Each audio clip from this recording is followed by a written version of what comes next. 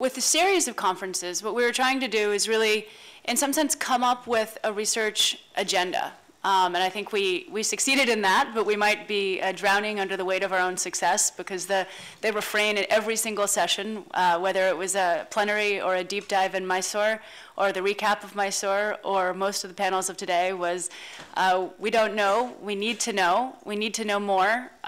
This is very nice, but it just raises more questions. And I want to thank Dean Crane for raising the questions about the data and the evidence that were presented.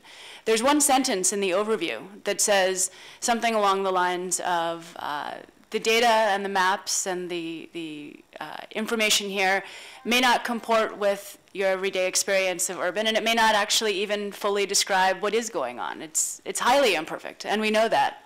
And one of the things that people on the panels perhaps did not get time to do, but most were briefed to do, was to say how, in their experience, in their often decades of experience, the discrepancies between the picture that is portrayed in the statistics, the picture that actually, for better or for worse, in some sense does drive at least the administration and the framing of problems, and the types of things that they run into. And that's something that I think that we all sort of do need to pay attention to, is that the data and the things that are constructed by a particular process that may leave things out, that may misdefine things. It started to come up with the discussion of slums. I mean, that's important. So if we had, if that diagram says that most of the poor are in smaller cities, most of the slums are in larger cities, but it's just because the census wasn't really looking or counting slums in smaller cities, well, that's a very, very different conclusion with very, very different policy implications and very different implications for where and how both money should be invested and institutions should be built. But I think other than that, one of the most interesting things that came out is that many of the questions and many of the gaps that we're facing are actually things that defy a lot of the current sort of academic boundaries, and actually even the boundary between academia and practice.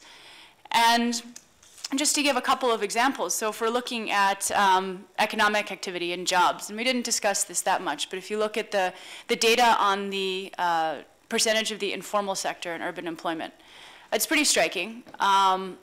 Also, because of the nature of informality, we can see that, we can compile the NSS data. I have to thank Professor Marty Chen of Harvard and Dr. Ravindran for actually putting those things together. But we don't know about the supply chains. We don't know about the process of innovation. We don't know about some of the location decisions.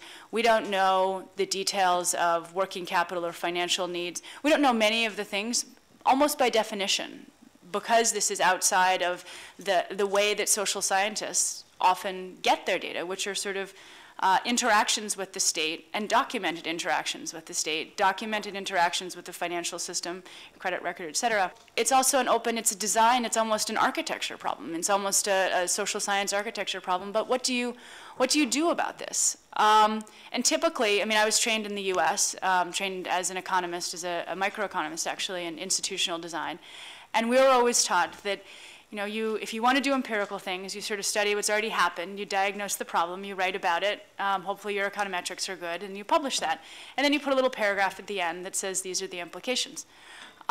You don't ever you might learn theory, but you learn theory to essentially do theory, not so much to construct things that might work and go out and attempt to get them implemented and then get rewarded if they're implemented successfully. In the same way that, from what I understand of architecture, perhaps it's one thing to be very good at designing things. It's another thing to be good at designing things that get built and actually stand up. The last piece, and I think that this is where the motivation of all this comes from, is that because of where we are and because of the type of agenda that we have, is that we're getting much more stuck on the challenges than the opportunities, because the challenges are the low-hanging fruit. From an academic and a research perspective, it's a lot easier to document a challenge because it's sitting in the street. I mean, it's sitting outside, it's sitting around, you can count it, you can do whatever. If you're trying to identify an opportunity, you have to take a theoretical possibility. You have to assess in some way the time series or the dynamics of where we are, where we've been, where we're going, is it feasible? And that's a much taller order, and that's something that we haven't been doing. It's because we're stuck on the low-hanging fruit, and I think that's fairly damaging in a policy sense. In a political sense, the absence of data just creates an enormous opening for discussion of whatever one wants it to be. But I think the motivation for all of us to not just see this as a research agenda with things that we can tick off, but as an experiment in creating the initial part of a research production, but an effort to design better questions and prioritize those questions more effectively by asking about the need for those answers rather than assuming it and then trying to sell it after the fact, is something that I hope that we can carry on.